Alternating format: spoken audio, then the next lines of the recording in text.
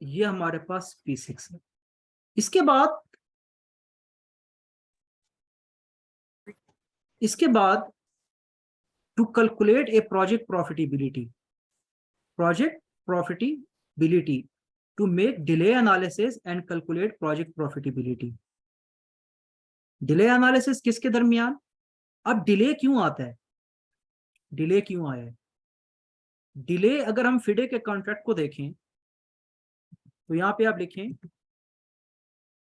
Drawings, ठीक है, या यहां पे आप लिखें फिडे कॉन्ट्रैक्ट, ठीक है, और यहां पे आप लिखें drawings. The contractor shall give the notice to the engineer whenever the works are likely to be delayed or disrupted if the contractor suffers delay।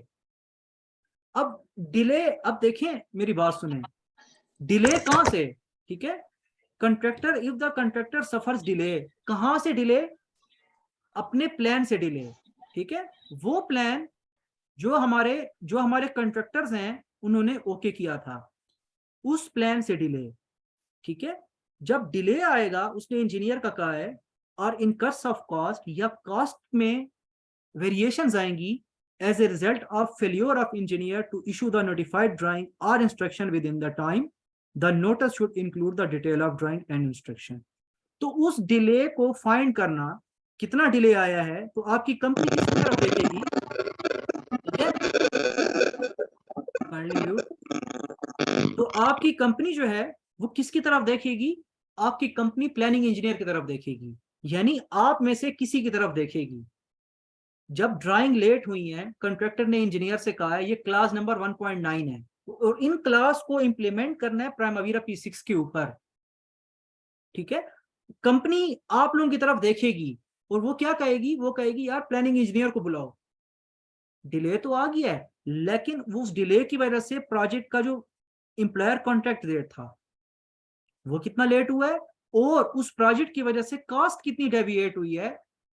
किसको बुलाओ? उस बंदे को बुलाओ जो प्राइमवीरा P6 यूज कर रहा है, means planner, means you are, और आप लोग प्लानर्स, उसको बुलाओ जो प्लानर है, जिसने ये रिस्पॉन्सिबिलिटी ली है, ठीक है। द डिटेल ऑफ ड्राइंग और instruction when it should be issued and impact of delay, और कब वो डिले हुआ है, ठीक है। If the contractor suffers delay or in cost of cost as a result of failure of the engineer to issue the notified drawing or instruction within the reasonable time, in the notice it is supporting detail the contractor। यानी ये आगे की बातें हैं, लेकिन इतना मैं बता रहा हूं कि डिले फाइंड करना 1.9 क्लास ड्राइंग की वजह से आया है, और क्लेम को फाइंड करना वो द इंजीनियर क्लेम को फाइंड करेगा, डिले इंपैक्ट को देखेगा और फाइनल और फेयर रिकमेंडेशन देगा कि इसको ईओटी दो या एडिशनल पेमेंट दो। जैसे ड्राइंग लेट हो गई, आप कंट्रैक्टर बेचारे का कसूर तो नहीं है, ठीक है। तो अब इसमें अंदर हमारे पास क्या है? P6 is responsible to find overall delays. P6 responsible है to make a recovery plan. जब हमारा डिले आएगा तो हम अपना रिकवरी प्लान में क्या होगा कि जो हमने पहले प्लान बनाया था उसको हमारा क्लाइंट कहेगा यार इसको रिकवर करो। रिकवर में क्या होगा कि जो आपकी एम्प्लॉयर कॉन्ट्रैक्ट डेट है वो आपकी चेंज नहीं होती, तो हम क्या कहते हैं कि हम अपने इंपैक्ट को, डिले को क्या कर रहे हैं, हम रिकवर कर रहे हैं। Where your employer contract date is not change, तो आप रिकवर कैसे करेंगे? आपने अपने प्रोजेक्ट को फास्ट ट्रैकिंग पे लगाना है। You have to raise the change request. Change request को आपने क्या करना है? रेज करना है। ये आगे की बातें हैं, ठीक है। To make a revise schedule for the EOT. ये सारी अब वहां तक जो था ये प्लान था, आगे जो मैं बता रहा हूं ये एग्जीक्यूशन है जो आप P6 में करेंगे।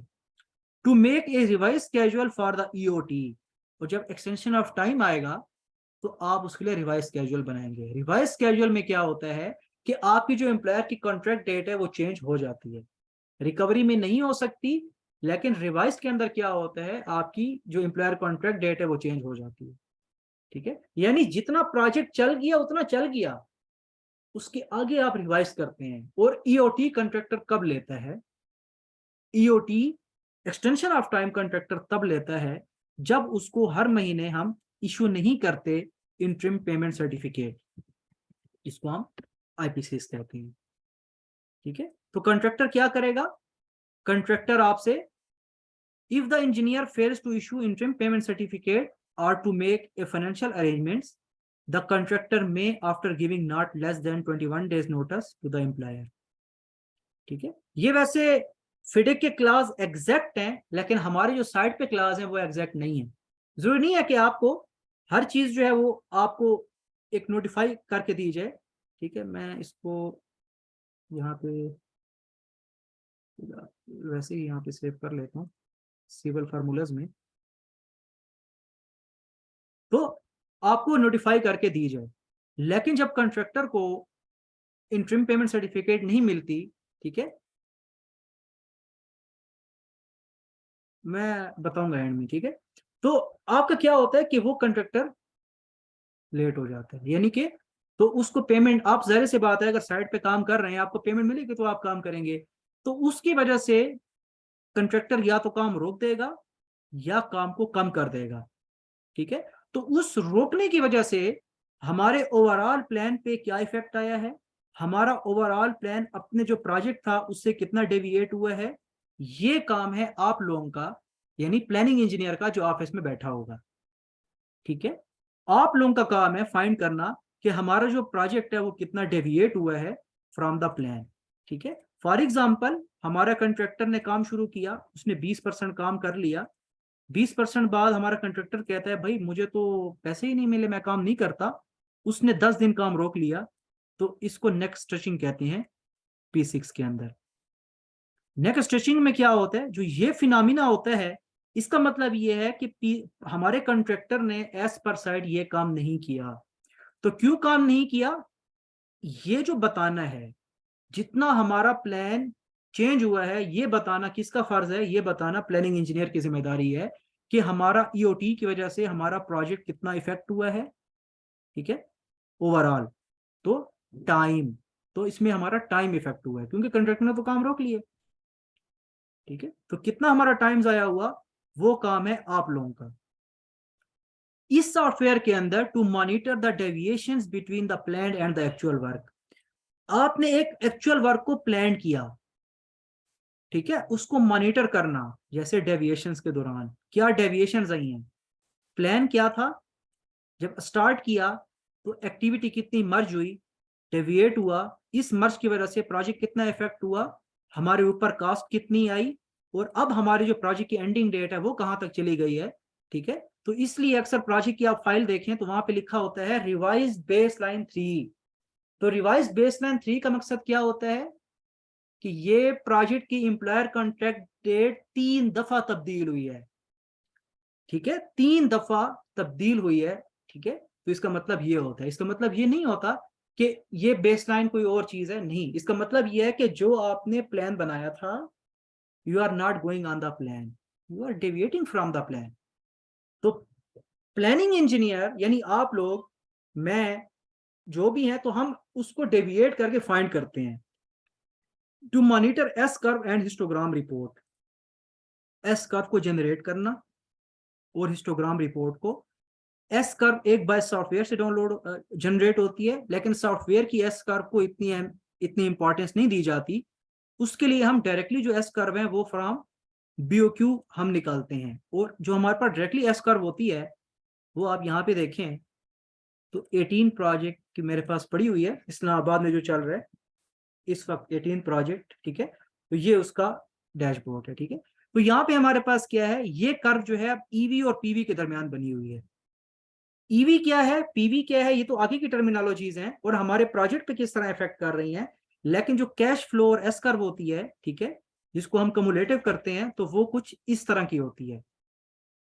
ठीक है, वो कुछ इस तरह की होती है जो हम इंशाल्लाह बनाएंगे।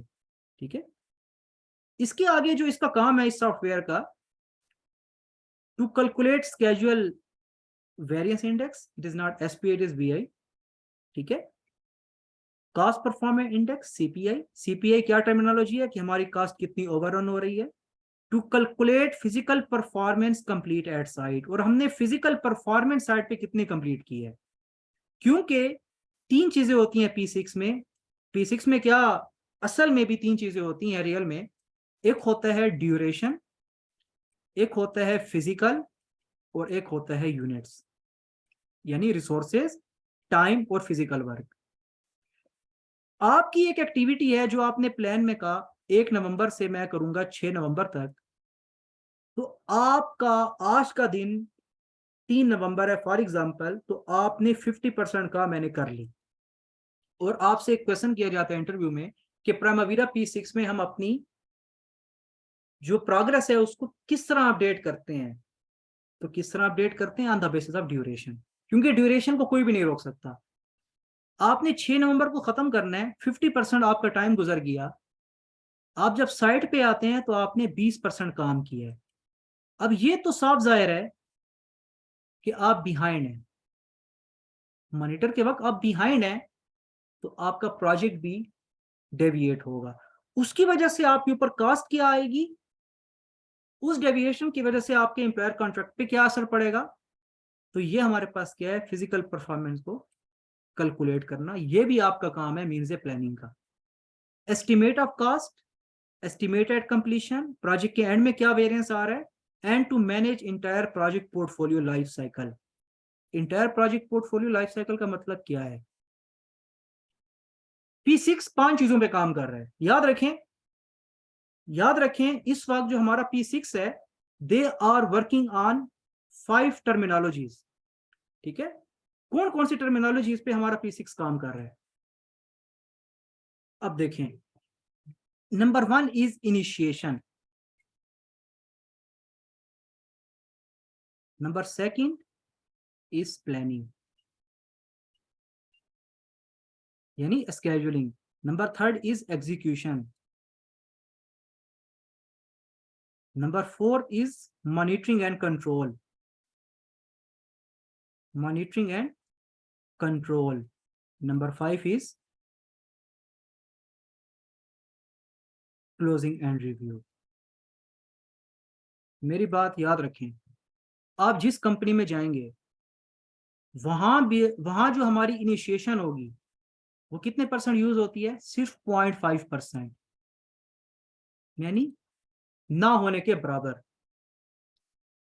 लेकिन जहां पे आप एज एन स्केजुअल इंजीनियर लगे, तो इसका मतलब क्या है, आपका काम क्या होगा, आपका काम होगा वर्क प्लान बनाना। वर्क प्लान बनाना, वर्क प्लान क्यों बनाते हैं वो तो आपको सब पता चल गया है। वर्क प्लान के बाद आपने क्या करना होगा, किक ऑफ मीटिंग करनी होगी, या तो उसको रिवाइज करेंगे या एक्सेप्ट हो जाएगा। ठीक है, तो इसमें कोई इतना बड़ा लॉस नहीं होता। तो प्लानिंग में क्या है, आपका 99.5% काम यहाँ पे होगा। एग्जीक्यूशन में अगर आप जाएंगे तो 99.95% काम आपका एग्जीक्यूशन में होगा, जिसमें आप क्या करेंगे, आप डिले बताएंगे, आप ईओटी बताएंगे, और आप कास्ट बताएंगे कि क्या इफेक्ट हो रही है प्रोजेक्ट की, किससे, आपके प्लान से जो आपके स्टेक होल्डर्स ने बैठ के ओके किया था। मॉनिटरिंग करेंगे प्रोजेक्ट की और कंट्रोल करेंगे। मॉनिटरिंग में क्या करेंगे, मॉनिटरिंग में हम अपनी कास्ट को कंट्रोल करेंगे। कास्ट कंट्रोल में हम किस चीज को मॉनिटर करेंगे, what is cost control and what is the project control. It is actually the understanding, ठीक है, or controlling the time and money we spend on the project. Project control क्यों important है, प्लानिंग क्यों important है, ये हम इसलिए important है, हम इसलिए करते हैं ताकि जो मिटिगेट यानी जो रिस्क आना है, जो इश्यू आने हैं प्रोजेक्ट में बाद में, जो हम अपने रिस्क को मिटिगेट करने के लिए जो हमारे कास्ट या टाइम पे इफेक्ट करें, उसको मिटिगेट करने के लिए हम स्केड्यूल बनाते हैं और क्लाइंट को बताते हैं हम कब तक उसको दे देंगे। अब कास्ट कंट्रोल के अंदर हम किस चीज को मॉनिटर करते हैं, मॉनिटरिंग एंड कंट्रोल किस चीज का, इस सॉफ्टवेयर के अंदर मॉनिटरिंग एंड कंट्रोल हम क्या करते हैं, हम मॉनिटरिंग करते हैं परफॉर्मेंस को। किसकी परफॉर्मेंस,